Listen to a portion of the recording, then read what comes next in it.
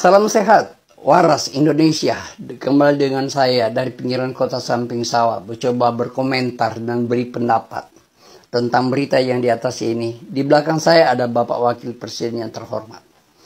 Berita ini memang sudah beredar dari tahun 2020, namun itu naik kembali ketika turunnya fatwa dari Majelis Ulama Indonesia dan mereka meralat lagi.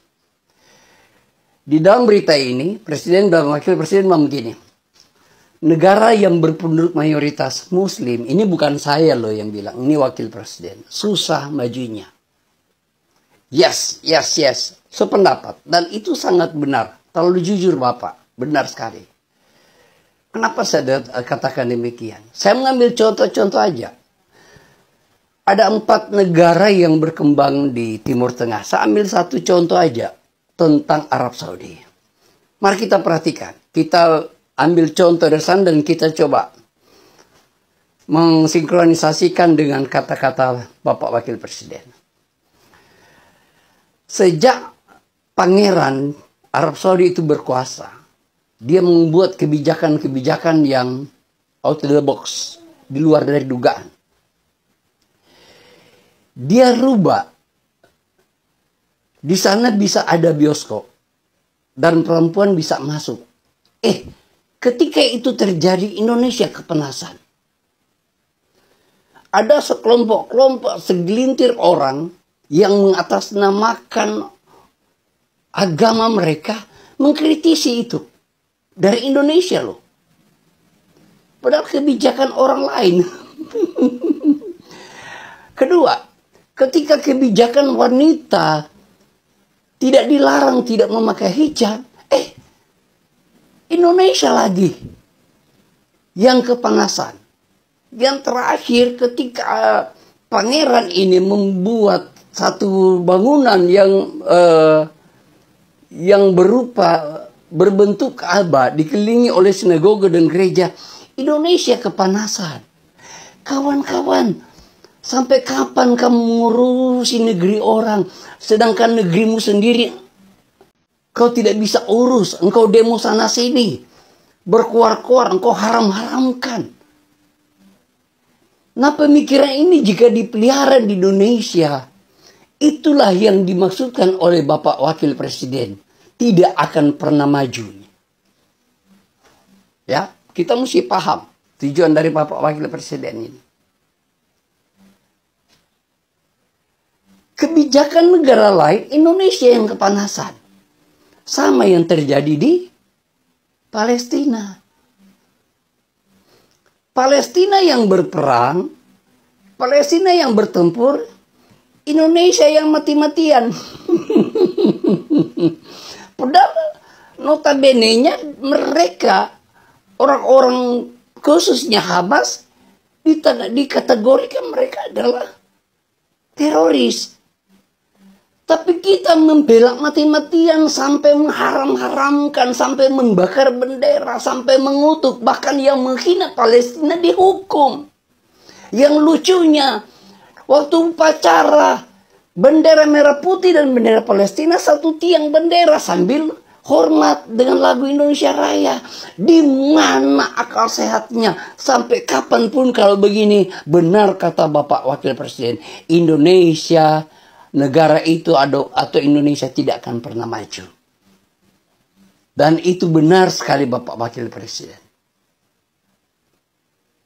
Selama masih ada mereka, tidak akan pernah maju. Oleh karena itu, edukasi buat kita. Bangunlah negerimu sendiri dulu. Tunjukkan kepada dunia dulu keadilan, kemakmuran, kemerataan, baru kau boleh jadi polisi dunia dan dapat dilihat orang, dapat dibaca orang, dan dapat dihargai orang. Selama keadilan hanya ada di mulutmu dan tidak ada dalam tindakanmu, maka engkau tidak pernah akan dilihat orang.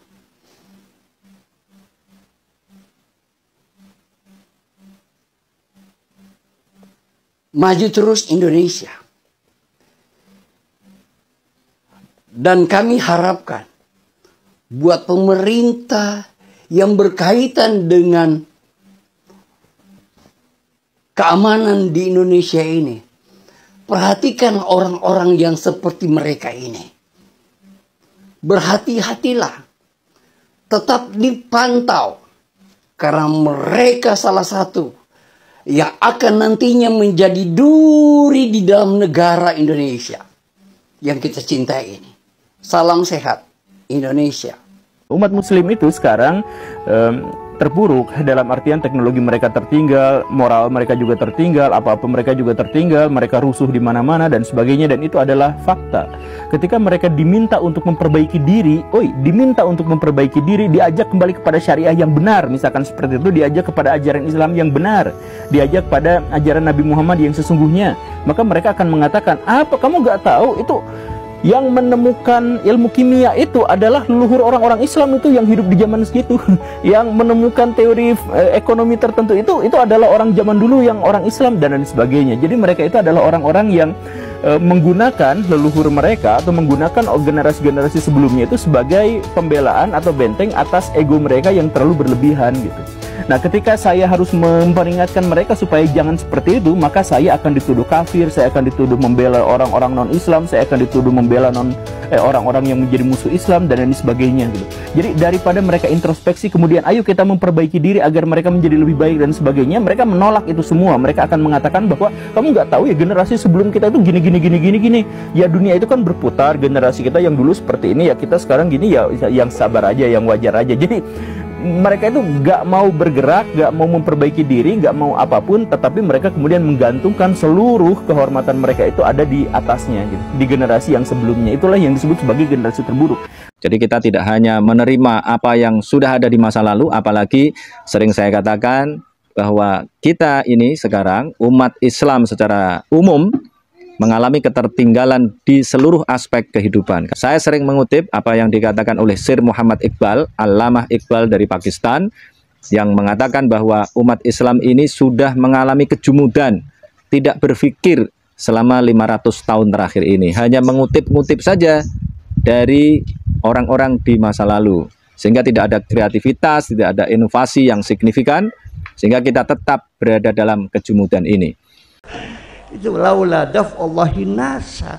Kamu ini bodoh, kamu ini terbelakang, kamu ini tukang gulet. Ya, apa yang kau banggakan? Bertengkar, goblok, terbelakang. Kok merasa paling hebat sendiri? Gimana sih? Nggak paham-paham. Iya, bertengkar, goblok, terbelakang. Kok merasa paling hebat sendiri? Gimana sih? Nggak paham-paham.